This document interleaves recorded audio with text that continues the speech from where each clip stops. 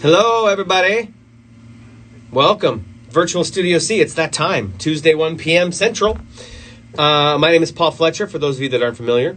I work here at a little radio station in Minneapolis called Cities 97.1. And under normal circumstances, we've got this really great room here called Studio C, where we have some amazing conversations, and we've had some legendary stripped-down acoustic performances. In fact, Neon Trees have been in Studio C, I believe more than once. And that's closed like everything else right now. So we've taken to a virtually, kind of a makeshift virtual Studio C, living right here on the Instagram machine. So thank you for hanging out. Thank you to Treasure Island Resort and Casino for their support of Studio C and continuing to stick with us in pretty uncertain times. And you know what? He's here. Let's do it. I love it. I love it. I love it. I love it. I haven't seen this guy in so long. Can I just hit the button, please? Thank you. I haven't seen him in so long. It's going to feel so good to reconnect. There he is. What's up, man? How are you? I'm great. How are you? You know, as good as one can be, right? I think that's the appropriate answer right now. You know, it's like, how are things going? It's like, well, I'm not going to just, beat myself into the ground. It's going as good as it could be expected.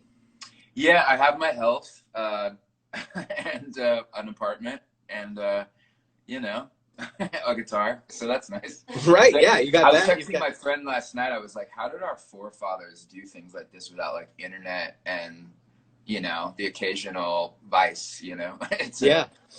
I mean, I'm a bit older than you, but I mean, even your childhood. Go back to when we were kids, like all with none of that. It would have been just like you couldn't even call your buddy to, like, hey, can we come out and play? Because although I will say with kids now, we've laxed that rule a little bit just because it's almost impossible to completely keep them isolated. But yeah, but still. See, I can't complain because it's like I haven't seen another human regularly in a long time, but you're quarantined with children, which can be beautiful, but also probably like a thing. You kind of get to go to work though. Yeah, I will say, I've said this in multiple of these sessions, and I have to give our company, iHeartMedia, props because we were so far out in front of this. The studio I'm in right now is my own isolated studio. Nobody else gets to use it. And they came up with this plan right out of the gate. Like, I don't know if you remember, I don't remember the exact date, but whatever, it was that Thursday night that everything got really serious really fast. That Friday morning, we had a meeting and said, look, all non-essential personnel go home. All our sales staff have been working at home since. So what is it? We're in like 5 or 6 weeks now of that, or maybe 7. And that's Monday I started, or maybe it was that day. I started in this studio, which is not the usual Cities 97.1 studio. But yeah, we're lucky we've got enough studios that we were able to divvy them out. There are some that work from home, but most everybody's here. And they've all got so I'm essentially quarantined. So if one of us gets sick, we just wipe down this studio and keep that person at home and the others can come. So I feel super safe and I've been able to come to work, I should say. But yeah, I mean, I would say with kids, it's more of a blessing. Like, I feel more for people like you that are you're clearly a people person that's literally in isolation, like I really do feel for you.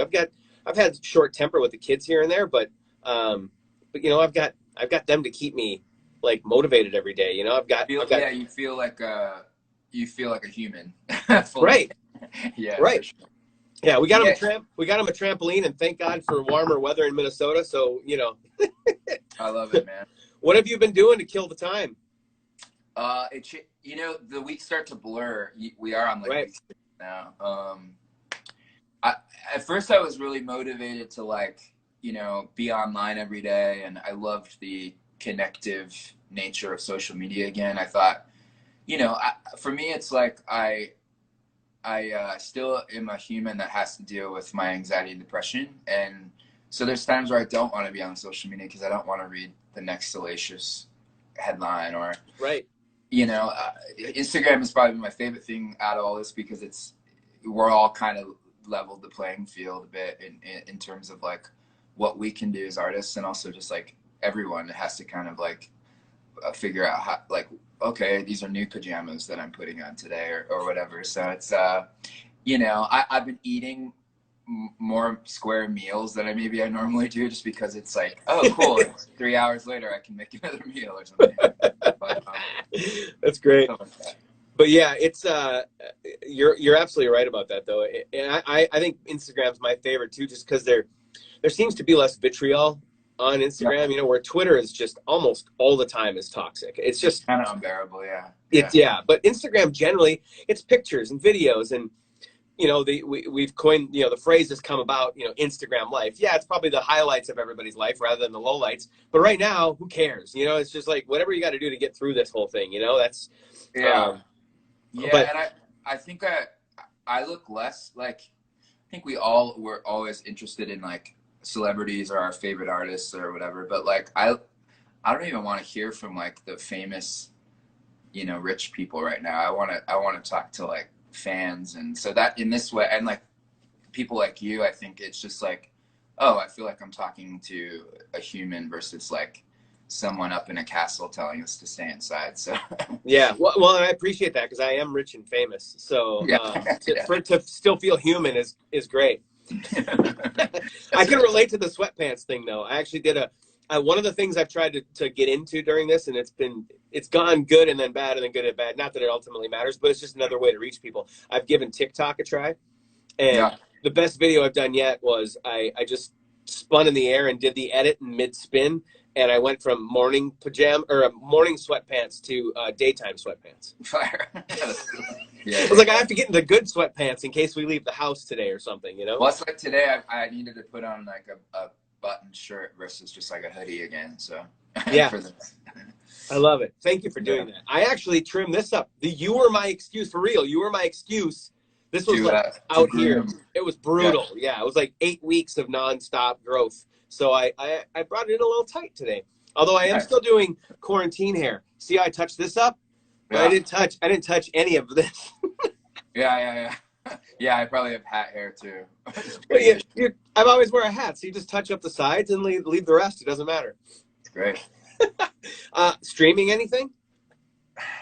Or not really? Yeah, I'm more of like a podcast guy. Like, oh, cool. Comedy podcast. Like, I just need levity, you know. I need a bit of that balance, and I think with podcasts too, I like that you're getting real time feelings and information pretty much. So you know, every now and then I'll watch an old movie that makes me feel like comfortable, but I'm not like actively streaming anything new, and I never was good at that really before. Even like I've never seen Breaking Bad, and I know I should, and things like that. So like I'm not totally caught up on the current stuff, but that's cool. Well, I want to dive deeper into conversation, but first, how about you want to play a song for us? Yeah, dude. Yeah, totally. Which one do you want to do first? This song is 10 years old this year. Oh, we're gonna do that one first. Yeah, is that okay? Yeah, heck, dude. This is your world, man. Like you can do it however you want. And I will say that, and I'm not just saying this to you to pump up your ego or make you feel good. There's just something special about whether it's acoustic or full plugged in, full blown show. There's just something special about you and the band, but your charisma, your voice live, like I missed it. So I'm really, really pumped. Especially, I mean, I'm excited to hear the new song too, but especially this one. Thanks, man. I mean, this song, I think. So you've probably been married 10 years now. Yeah. Because Animal kind of was doing its thing when I remember, because I was gonna even try to like go to your wedding at one point. Oh, that's right. Holy crap! Yeah. I forgot about that. I know we have this kind of interesting history. Oh my god, I forgot about that. Yes, it was. So, yes. So so perfect. And you know what? She's watching right now. So awesome. So it's perfect. Congratulations. Thank you, buddy. Appreciate it. Yeah. So yeah, here's sing it home if you guys are at home. I love it. I'm not gonna sing because otherwise they'll be able to hear me. Okay.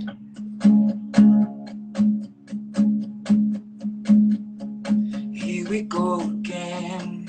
I kinda wanna be more than friends, so take it easy on me. I'm afraid you're never satisfied. Here we go again. We're sick like animals, we play pretend. You're just a cannibal and I'm afraid I won't get out alive. No, I won't sleep tonight. Oh, oh, I want some more. Oh, oh, what are you waiting for? Take a bite of my heart tonight. Oh, oh, I want some more. Oh, oh, what are you waiting for? What are you waiting for? Say goodbye to my heart tonight. Here we are again. I see the chemicals, they're kicking in. It's getting heavy and I wanna run and hide. I wanna run and hide. I do it every time. You're killing me now,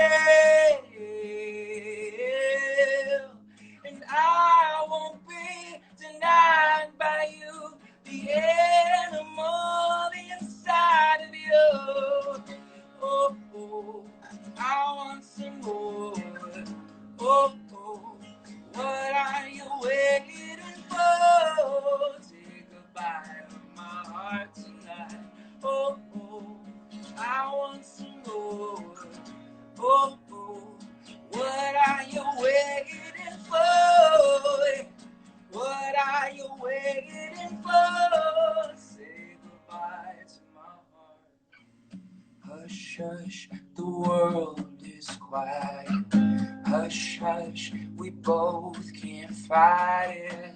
It's us that made this mess. Why can't you understand? Oh, I won't sleep tonight.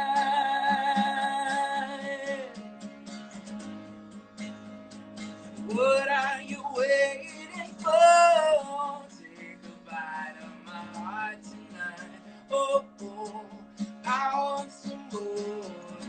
Oh, oh, what are you waiting for? What are you waiting for? Say goodbye to my heart tonight. Ah, man, so good. Thanks, dude. So good. Oh man, and it's so cool that you remember that. Like, and I can't believe I spaced it. That. So the backstory is the time that when we met, my wife and I had just gotten engaged, or we were into the engagement and planning the wedding. In Omaha, right? It was. Yeah, it was in Omaha. Yeah, for sure. Yeah, for sure. You know, you got. I think what really happened was just the most amazingly good timing for you. You guys were just on the cusp, and things really started to happen, and you got really busy really fast. But yeah, that's so funny. That's so great. I love that you remember that. Hopefully she's laughing. We're hopefully she's laughing while she's watching right now. Well, it's been a blast to go back, you know, wherever you've moved to and like see. I like that's what's so fun about doing this now for so long is that you just have familiar faces and friends in the biz, and it's really nice. So for sure. Yeah. When were you in Omaha again? When did you live there? Or I served my Mormon mission there. In like 2003 to 2005, and you know, funny enough, Dan Reynolds from Imagine Dragons also served in the same mission I did. So it was like this small world. Crazy is what it is. Yeah, I was going to bring that up later, but a fun fact today, and it's just so like the timing of all of it is so nuts because I haven't seen you. I don't even want to guess how many years it's been. For sure 4 or 5, if not more. Who knows? But so of all the days that we reconnect here, it's 8 years ago today. Facebook told me so. It's 8 years ago today that I saw Imagine Dragons for the first time. Yeah, there you go. A tiny little club in Omaha called the Waiting Room, which I feel like you guys. I don't think you guys played there. I think you played something bigger. Because that was like that's a Sokol. Is it Sokol? Yeah, you played Sokol. Yeah, you played Sokol. Yep. Sokol Auditorium. That's right. So yeah, that was 8 years ago today. And you know what? We might as well transition into that because I think the most important thing that I wanted to discuss with you is just the whole Love Loud Foundation, and I was actually a little ignorant to it. I mean, I knew that it existed, and I kind of had a basic idea of what it. I didn't realize it. I thought it was just a show. I didn't realize it was an entire foundation, etc. For those that don't know, do you want to just kind of give some backstory on what it's all about? Yeah, I've known Dan for a really long time. Yeah. But we never really like, I think our bands were separately blowing up and doing things, and then his band shot in the stratosphere, and Unbelievable. we came back kind of around. He noticed I was struggling publicly. I was going through a bit of a faith crisis and a bit of a identity crisis. I came out as gay about 6 years ago now, and Yeah. I was just trying to find my footing while also being in a spotlight and in a band and trying to navigate all that. And he reached out to basically say he wanted to do something to help, because he noticed the pain within, we were both raised LDS, and I think we both had this commonality within our love for the culture, but not finding our place in it. And so, LGBT people, really suffer in faith communities where they're not felt appreciated or seen. And that's not to bash religious people, but there's just like a kind of a through line with that, where there's not necessarily a place for a lot of LGBT people. So Dan and I got together, and the first year in 2017 we started this show, to kind of raise awareness, and it was a very like miracle kind of thing we pulled off. And since then, Dan's gone on to create this foundation, and I'm on the board, and I'm really grateful. And we have Tegan and Sarah on the board as well, and we've gotten to reach a lot of people. This would have been our 4th year doing the show. Earlier this year we went to Capitol Hill and got to push for a ban on conversion therapy, which is still existing, to try to get people to change their orientation, even though we know that that's not a real thing that can happen. So Right. So it's really afforded me a lot of opportunities to be an advocate, and then him to be a really great ally. And a lot of it, is centered around Utah and in faith communities, but we've brought in giant acts and celebrities and people to really lend their hand to it too. And it's just a miracle that we get to do it every year. And we're sad we can't pull it off, obviously, with COVID, but I think we're thinking of ways to do it digitally, like a lot of people are. So, the message is important, and we continue to grow each year. So I'm really happy to be a part of it. It's incredibly important. That's why I wanted to bring it up. I mean, it's, there's, I want to hit people with, I looked up one fact because I knew this, but I didn't know the exact wording. And I wanted to make sure I was correct. And it's really kind of a shock and awe comment, but it's designed to get attention. Leading cause of death among 11 to 17-year-olds in Utah is suicide. Yeah. So tell me this isn't an important cause. You know what I mean? Like, it's just, and it's needless. That's the thing to me, is it's absolutely positively needless. It's so unnecessary. And I think for us, we've seen a change in the messaging that even the predominant religion in this state sends out. I get that they're also painted in a corner too, because their theology doesn't have real space. But to me, like, I went through real pain. My family went through real pain trying to make it work. And I'm in a very happy place in my life. I mean, currently I'm in isolation, so that's one thing, but I do feel like so much more in my skin. And I'm sure you saw me over the years. I mean, I don't know, like, I've never known how I really come off, but I do feel really secure and comfortable. And LoveLoud's a big part of that I've gotten to like really heal a lot of my own personal wounds through it. I was going to say it almost had to be kind of therapy for you. And it kind of was like perfect timing, because it was the other thing I was going to, ask about, one thing I wanted to touch on before we kind of move on from LoveLoud and kind of focus more on your situation. There's just the mission statement is so beautifully crafted that I actually just wanted to read it, if that's right. Ignite the purpose of LoveLoud is to ignite the vital conversation about what it means to unconditionally love, understand, support, accept, and celebrate our LGBTQ and then some friends and family. I mean, really, just everyone. I mean, that's just be how you live, But in this specific case, I just think it's so beautifully worded. So like I was saying, the timing of it almost kind of had to be sort of a blessing for you, just because that's right when you, I mean, I guess I'm stumbling on my words because my mind is going a million miles a minute. But obviously I can't relate to being someone who is in hiding, essentially. Yeah. It had to be a relief. But B, can you just kind of paint a picture for what that's like? I mean, that whole process of before, and then the process of coming out, it has to be, man, I can't even imagine. Well, I'd always prescribed to the idea that it was no one's business, that maybe I would never need to come out. Like I find a lot of people that wait, if they don't come out when they're a kid, they wait a while. And for me, it was like Mormonism, I thought and felt it was true, and I thought that maybe I was living or choosing to be something negative, or that it was a thing I had to kind of get past. So I hid in music, man. And you know, when the band blew up, it was like my saving grace. I got to just completely hide in this, I won't say a character, but it was very much like I was on stage and there's personas and I get to do this for a living and it's amazing. But you know, that catches up with you, and I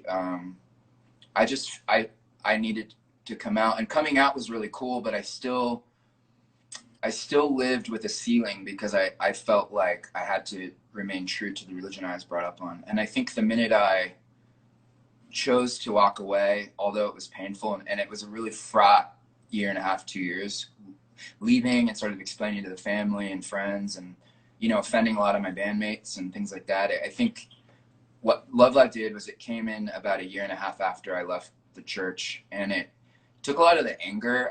And look, I think anger is an important thing that we need to recognize, because it is a feeling, and sometimes it gets awkward in the room, but it's a thing we have to, like, you know, look at and understand.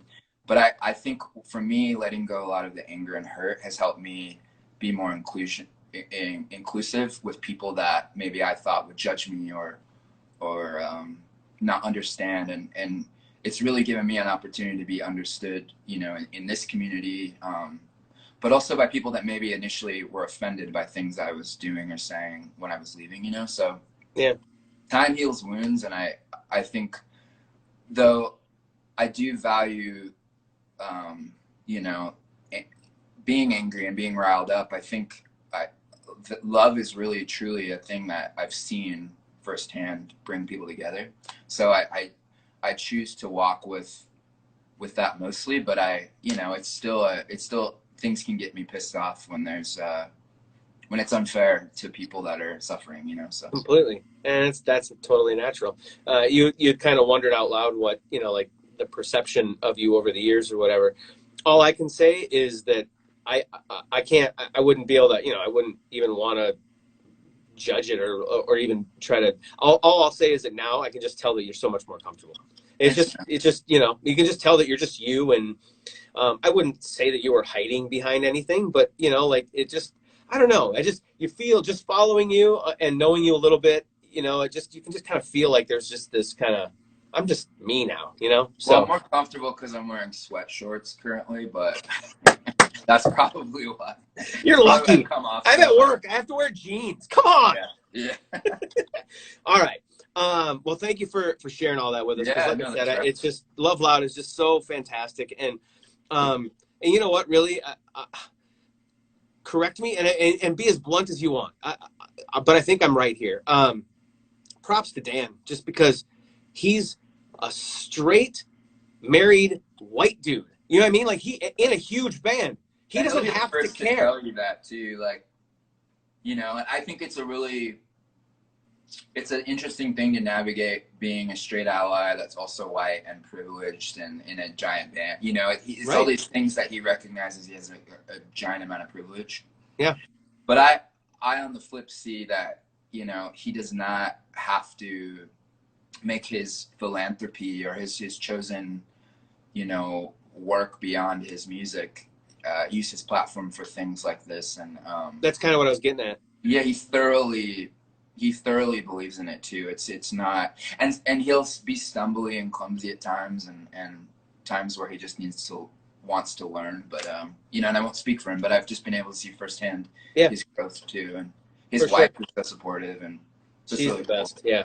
So, yeah, they're just wonderful people. I think the world of them, like I think the world of you. And I like to, you know, I've given him a lot of props over the years for that, just because, again, it's not something, for lack of better words, it's not something he had to care about. You know, Nah. you could even, especially at the level his band is at, you could have even considered it to be risky just because of the way some people think. Yeah. So it's just really cool that, you know, that it's, I don't know, I almost think it's cooler that he's the spearhead, you know, I mean, and you are too, but I mean, but the fact that he's kind of become the figurehead of it, that's almost Yeah. makes it better. Cause it's like, you know what? It's, you know, it's just, it's a regular dude that is not regular dude. That's not the way I want to word it, but you know what I mean? Like he's a, that was a poor choice. That was a poor choice of words, but he's just the guy that I laid out. Straight, white, privileged, like you said, doesn't have to be doing it. And I think that almost lends more credence to the cause, if you will. Yeah, I think, you know, I think in any fight for equality, whether it be, you know, race or orientation, I think you always have to look to people that maybe have access that you won't. And and so that's the yin and the yang of it. And I've never felt, you know, like I don't get to have my own say. And I think if it was my own foundation, maybe I would do things differently. So I'm glad that it's like fully him, and that I get to just have, you know, I get to be on the monthly calls, and we get to plan these things every year, and it's really, you know, edifying for me too. Yeah, that's awesome. Well, I hope I didn't, like, that was like regular dude was a really poor choice of words, but I'm yeah, not like, I think you knew what in the comments might think something, but nobody has, but I only care about, I just don't want to, you know, I don't want to offend you. I'm kind of stream of consciousness. And why would I want to be regular, Paul? Come on, man. I'm not saying I'm not regular either. I'm just, it was a bad way to describe him, I guess, is what I'm getting at. But anyway, I think you knew what I meant by it anyway. So, okay, so Broadway, holy hell. Yeah, did you ever see yourself doing that? You know, I was in theater lightly as a kid, and then, you know, last year of high school.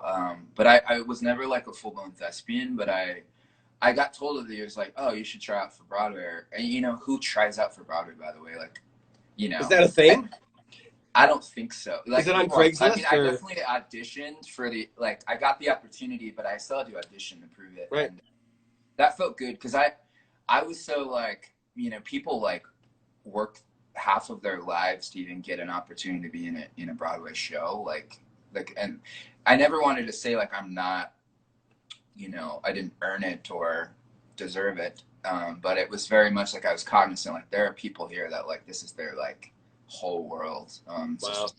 It was cool, man. It was like being the lead in a Broadway show for 5 months of my life. It was, and I got to move to New York, and I was in really good company. The show Kinky Boots, it is an amazing show. Cyndi Lauper does all the music, and just a really brilliant, like, feel good show as well. So, you know, that was another thing that really healed a lot of, like, you know, wounds. It kind of gave me my groove back, to be honest. So it was wild, man. It was the first time in a very long time I was, like, nervous and in my head, and kind of like, oh man, because you have to, like, you know, I had a British accent. I'm playing a straight guy in the show. I am on stage for pretty much 2.5 hours of the show. Like, so many lines and blocking and all that stuff. Can you give me your British accent just off the cuff real quick? I haven't done it in a while. Well, it's okay. Mine's terrible, so it doesn't matter. No, I don't know. All good, all good.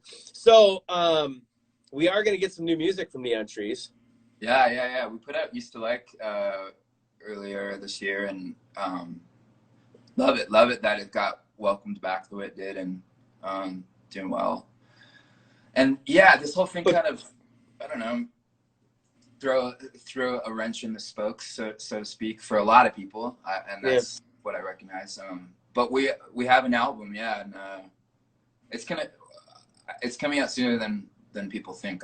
I'm so tired of doing the soon thing, because that's like, it gets so old to be a fan and hear the, like, yeah, it's coming soon. Yeah. How about sometime between now and later it'll come out? Yeah.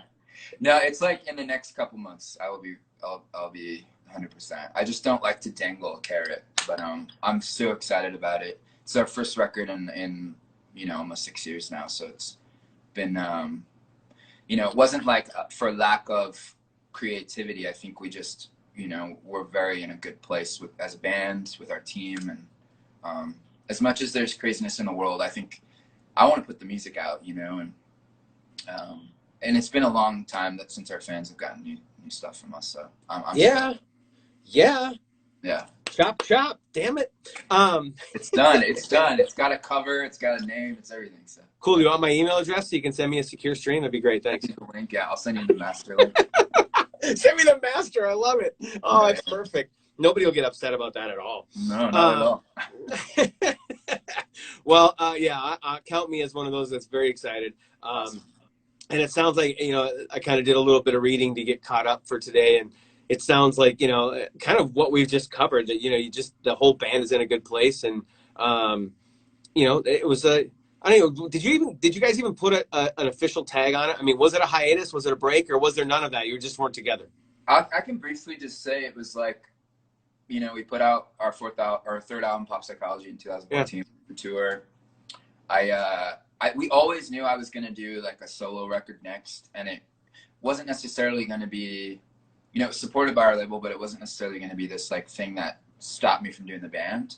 But I think simultaneously me going through what I went through faith-wise and identity-wise. For sure. And then I did that record.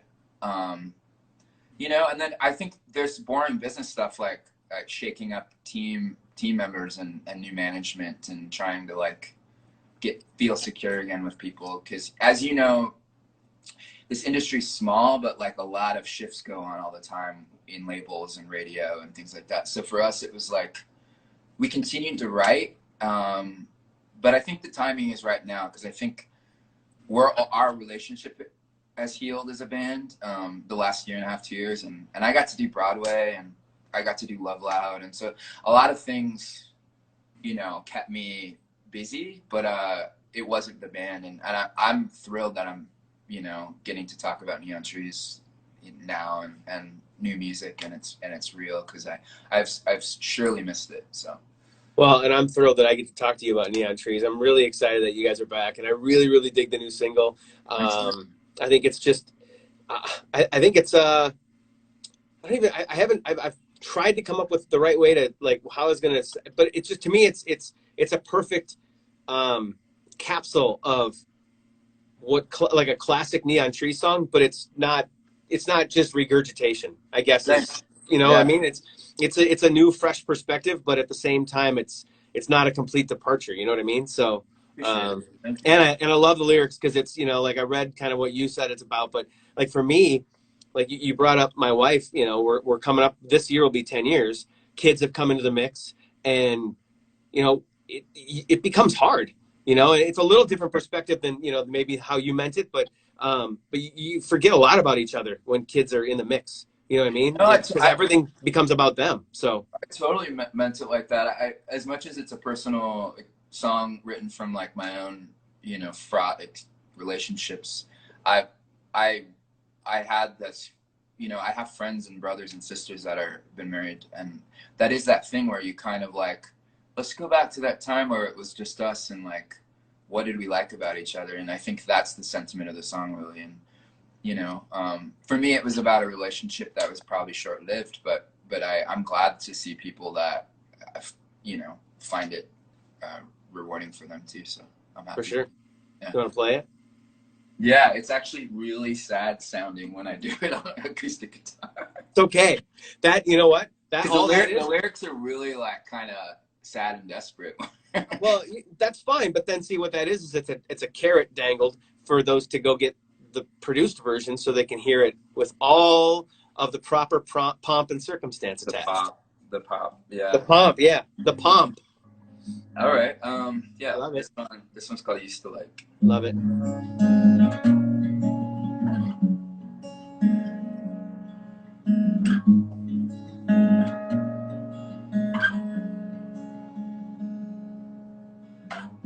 If only you were lonely, maybe I was holy, we could be together.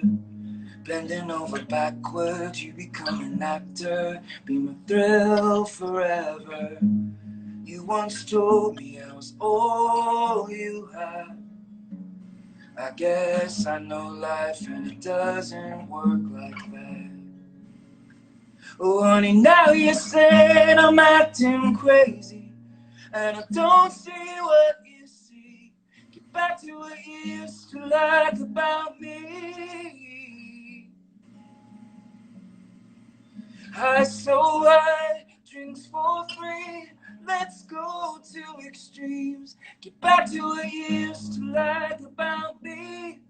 What you used to like about me. Yeah, yeah, yeah.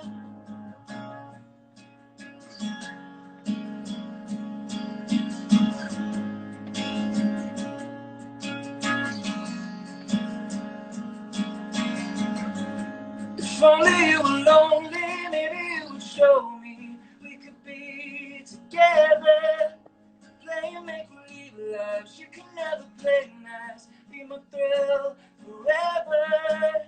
You once told me I was all you had.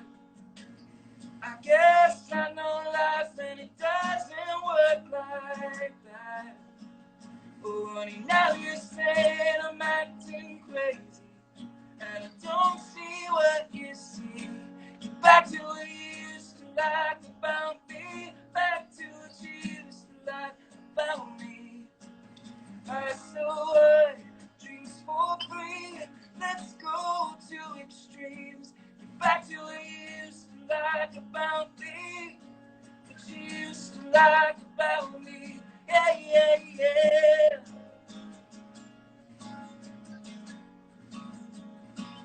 Yeah, take it back, take it back, take it back now. Take it back, take it back, take it back now.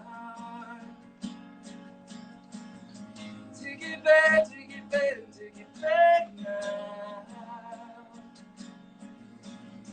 Take it back, take it back, take it back. Oh, honey, now you're saying I'm acting crazy, and I don't see what you see. Back to what you used to like about me. High so high, drinks for free. Let's go to extremes. Get back to what you used to like about me. What you used to like about me. Yeah, yeah, yeah.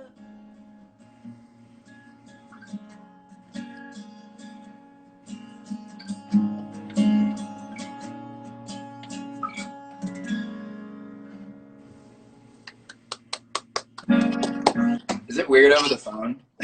Well, you know what? Here's what I was going to say, and I say this just about every single session. I feel like I'm FaceTiming a friend singing him like lullabies and stuff. It's got to be, well, and I say this every session because it's got to be weird to just be sitting there by yourself. But B,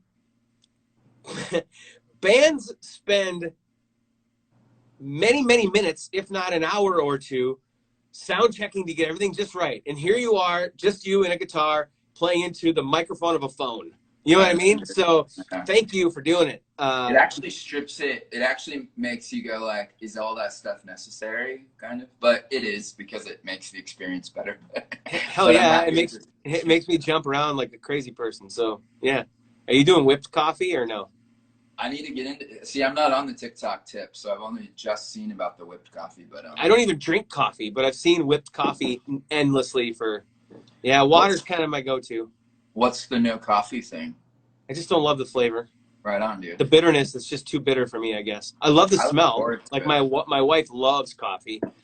So, you know, I smell her Keurig every morning, and it's, you know, like the smell is fantastic, but it's too bitter at the end. I love the initial taste. It's the after that I can't do. So yeah. Yeah, well, you know, I'm not taking a stand on anything. Okay, cool. It's probably healthier, honestly. No, it's actually what do they call it? What's the word?